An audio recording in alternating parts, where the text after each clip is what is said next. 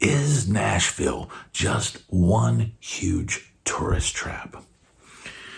Now, I'm going to give you my inside opinion of somebody who lived there for 30 years. Nashville has changed so much over that course of time. When I first moved there, man, downtown was dead.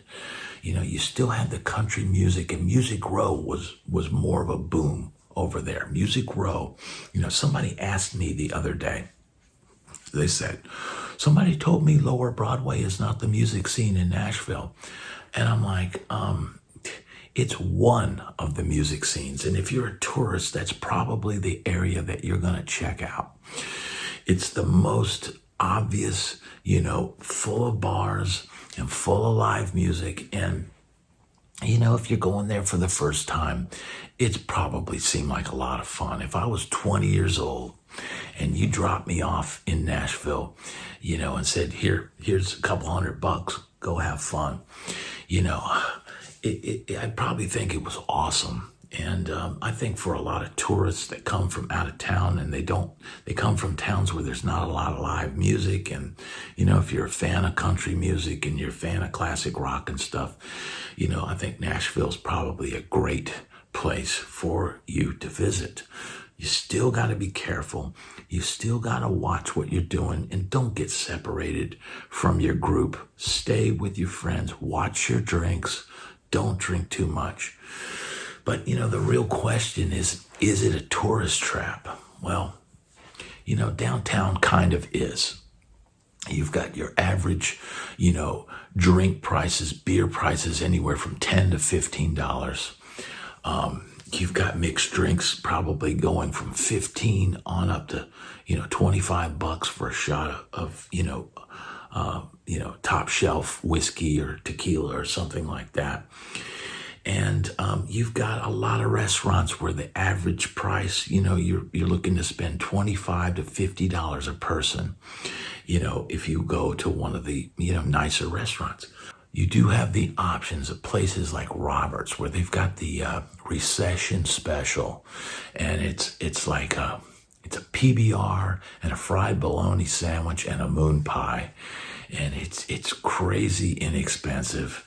And, it's a way you could go enjoy some real country music and not spend a ton of dough. But, Lower Broadway is just one of the music scenes. I mean, there is a burgeoning jazz scene, kind of based out of Rudy's Jazz Room. And there is a, R&B scene, and you can see the Nashville All-Stars or Nash Vegas All-Stars. You can see them at the 1030 Club, and that's a great R&B band. And you can go down to Bourbon Street Blues and Boogie Bar and hear funk and blues and all that stuff. So there's different scenes in different locations. And, if you want to hear some of the better guitar players in town, there's the Underdog in East Nashville.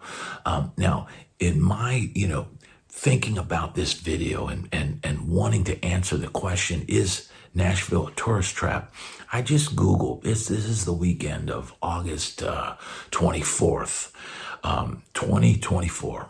And I just Googled hotel rooms in Nashville to get an idea of what that would cost. And I was kind of shocked that it actually wasn't as expensive for a room as I thought. So if you're, somewhere in, say, Wisconsin or Illinois or somewhere like that, drive down to Nashville and, have some fun. To get a hotel room, I mean, I was seeing, everything from about $119 a night on upwards to $200 a night for nice rooms. And so, some of the average price for the weekend was like $385 for a couple nights. And that's really not that bad. I was kind of surprised that it wasn't higher, but this is the, later in the summer where school is back in session. So the prices have probably come down because there's less people, but I guarantee you it's still probably packed down there. Now, the slow season in Nashville is in the wintertime. And, people that play music downtown, what do they call it? They call it base pay season. And base pay is the money that the club pays the musicians as a base pay, as kind of a, base level salary. The base pay is the pay that you're given from the club, and it's separate from the tips. So when there's not a lot of people downtown, they are given base pay, and the tips can be really struggling to get tips.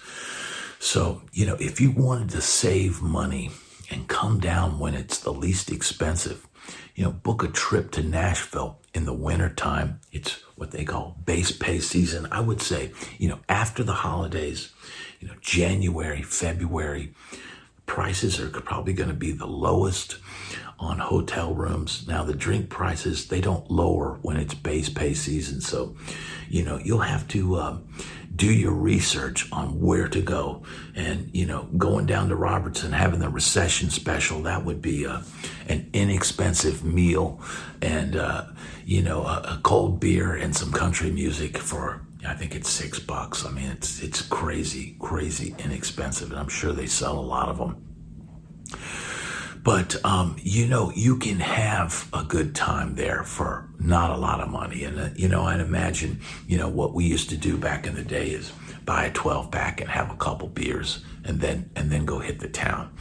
And you could probably have a lot of fun there and not spend a ton of money. But downtown Nashville is a bit of a tourist trap. It's not somewhere where the locals hang out. If you want to go and get a little more local flavor, try hitting up the Midtown area, where places like the Red Door and was it Losers, and I think if they still have it, it's can't think, Kung Fu something. There's a bunch of bars in Midtown.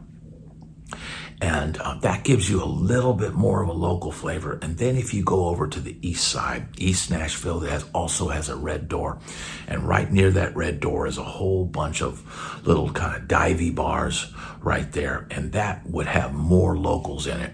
So if you want to pay a little bit less money and get a little more local flavor, I would recommend, bopping over the river to East Nashville and checking out the Red Door as kind of a base point there. And then you could check out, there's a really great pizza place right nearby there. And I can't think of the name of these places now. It's like as you get older, it gets harder to remember. But, if you go over to Red Door and ask them, hey, where's that pizza place around the corner? And Red Door actually has really good bar food, and it's relatively inexpensive. But check out East Nashville. Check out Rudy's Jazz Room. That, for some different music. I mean, not everybody is just a, honky tonk, thing. And if that's your thing, then, go down there and have a good time.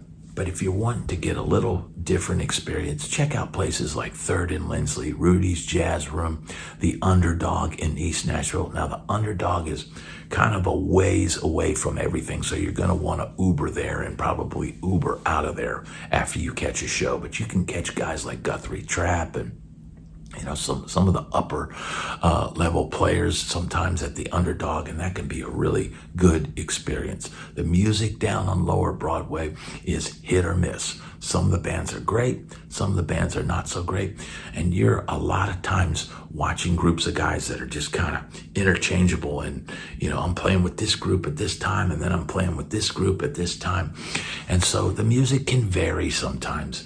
But there are some great players down there, and go check out the Kelly's Heroes at Roberts. Great guitar player, great kind of upright bass, and that's a must-see down on Lower Broadway if you like real country music. But Nashville, it tends to kind of be a tourist trap, but I was surprised, man. The hotel rooms were not that expensive, just a little bit off-season. You can find deals on drinks. Acme was saying in one of the threads that they have some $3 beer specials. So ask around. check, always ask before you buy something. Hey, how much is a shot or whatever? And that will prevent you from, oh crap, that getting a bar tab and going, oh crap, this was $100 and we got 3 drinks, so be wise, plan ahead, be safe, don't separate from your friends. But Nashville can be a lot of fun. It's not just a tourist trap. And if you're so inclined, check out some of the other music in town, because Nashville has a lot of other music scenes and a lot of great music, and it's not all just on Broadway. Thanks so much for watching.